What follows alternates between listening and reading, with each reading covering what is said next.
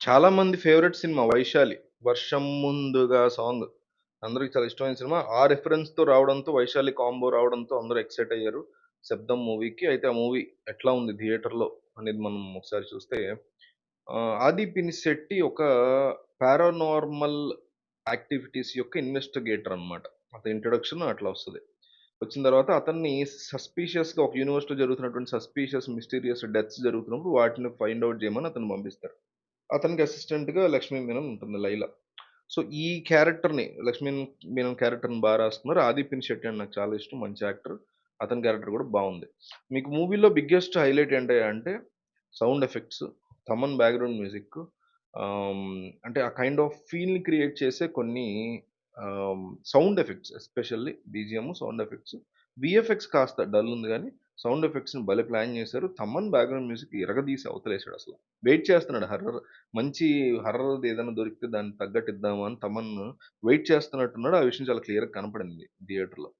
అయితే ఇక ఇవి మాత్రమే పాజిటివ్స్ బేసిక్‌గా. ఇక నెగెటివ్స్ ఏంటంటే సెకండ్ హాఫ్ పిచ్చ ఫ్లాట్ అనిపించిందబ్బా నాకైతే పర్సనల్‌గా. క్లైమాక్స్ కూడా చాలా కేయోటిక్‌గా అంటే ఆహ్, చిందరవందరైపోయి అర్థం పర్థం లేకుండా అట్లా ఇష్టం వచ్చినట్టు ఏదో తేల్చాలి కాబట్టి తేల్చినట్టు సేమ్ టైమ్ ఏదో నేను చాలా డీప్‌గా చెప్పేస్తున్నాను అనే ఉద్దేశంతో డైరెక్టర్ కష్టపడ్డాడు గానీ అక్కడేం లేదు బేసిక్‌గా. లైలా క్యారెక్టర్ చాలా బిల్డ్ చేశారనిపించింది. ఆహ్, ఇంకా రాసుకోవచ్చు మంచి కథ. అంటే హారర్ ఎఫెక్ట్ గాని, థ్రిల్లర్ ఎఫెక్ట్ గాని సరిగ్గా అప్పీల్ ఇవ్వలేకపోయారు ఆడియన్స్‌కి. ఆ ఇవ్వలేకపోవడంలో మెయిన్ ఫాల్ట్ రైటింగ్‌తో పాటు వీఎఫ్ఎక్స్‌ది. రైటింగు సరిగ్గా రాసుకోలా. దాంతో పాటు వీఎఫ్ఎక్స్ కూడా తేలిపోయినాయి. అసలు వీఎఫ్ఎక్స్ చాలా పలచగా ఉన్నాయి. దానివల్ల ఆల్రెడీ రైటింగ్ బాలేకపోయినా వీఎఫ్ఎక్స్ గనుక బావుంటే ఆ ఎఫెక్ట్‌కి మనకు కాస్త హారర్, థ్రిల్లర్ జోనర్ కాబట్టి ఆ కైండ్ ఆఫ్ ఫీల్ వస్తది. అట్లా రాలా. అందువల్ల కాస్త డల్ అయింది. అప్పట్లో 'వైశాలి' మేము థియేటర్‌లో చూసాం గానీ తర్వాత తర్వాత హిట్ అయింది. యూట్యూబ్‌లో గాని తర్వాత తర్వాత హిట్ అయింది.